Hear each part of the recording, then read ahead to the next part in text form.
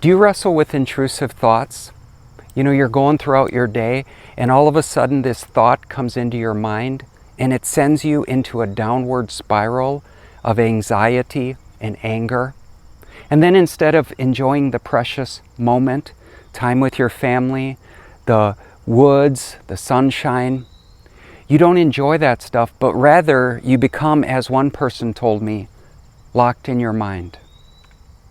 If that's you, today I want to share with you some things that I've learned on how to manage my thoughts. My name is Steve and I've been a pastor for almost 30 years, and I'm also writing a book on mental health that's coming out in January called The 4 Keys to Mental Health.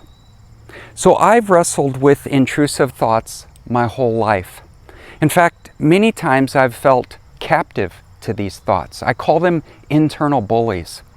Have you ever experienced a bully maybe in high school or college and they're just kind of tormenting you? And that's kind of what my thoughts have been like during seasons of my life.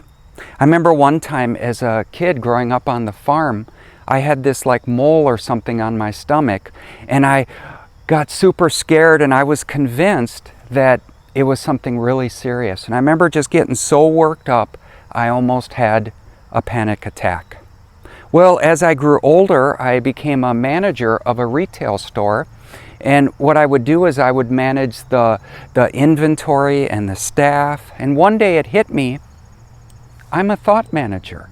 Just as I manage the inventory of that store, I manage my thoughts. Now, at that time, I realized I had a long ways to go. But I began this quest of learning how to manage my thoughts. And on that journey, the first thing I learned was the importance of a local library. I found myself in the library and found all these good books. And what I learned was that the more nutritious, positive thoughts that I intentionally put in my mind, the less scary thoughts I had. I began to ask the question, is it possible to just proactively put so many positive thoughts in your mind that those will crowd out the negative ones? And I started reading the Bible, I started reading good Christian books, and this was really helpful. But then I discovered a real problem area was the mornings. You know, I'd get up in the morning and it was like, oh, I got to do this, I got to do that. I got to deal with this problem, I got to deal with that situation. It's kind of like, imagine a tree with 12 monkeys on it. And those monkeys are just jumping from branch to branch. And that's the way my thoughts were in the morning.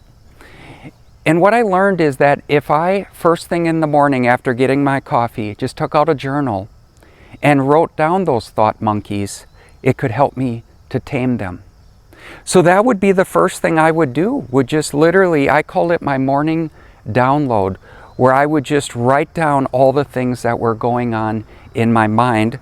And that helped me to really have some objectivity and look at those thoughts and ask the question, is it true? Is it noble? Is it right? Is it pure? Is it lovely? Is it admirable? Does it align with God's Word? Hey, if you're getting value from this video, would you consider liking it and subscribing so we can get this message out to more people? So I'm learning how to be a thought manager.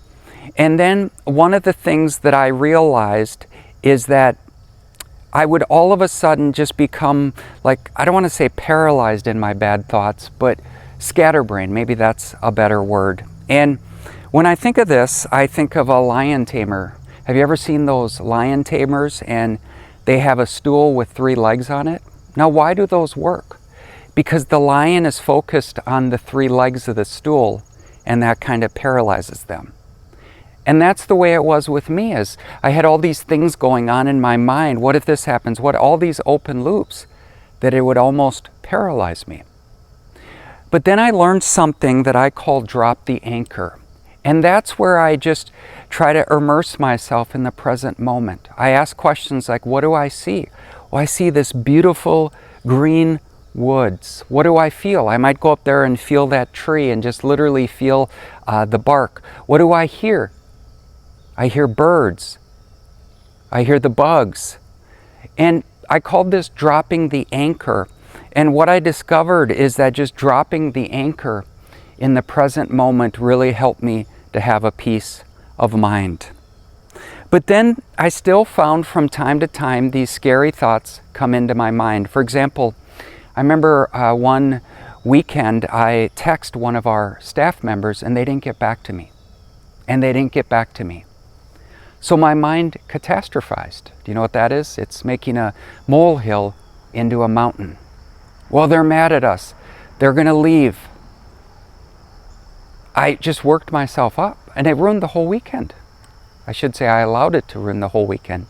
Well, the next week they came up to me and they just said, I was really burnt out. I just needed a break, so I shut my phone off.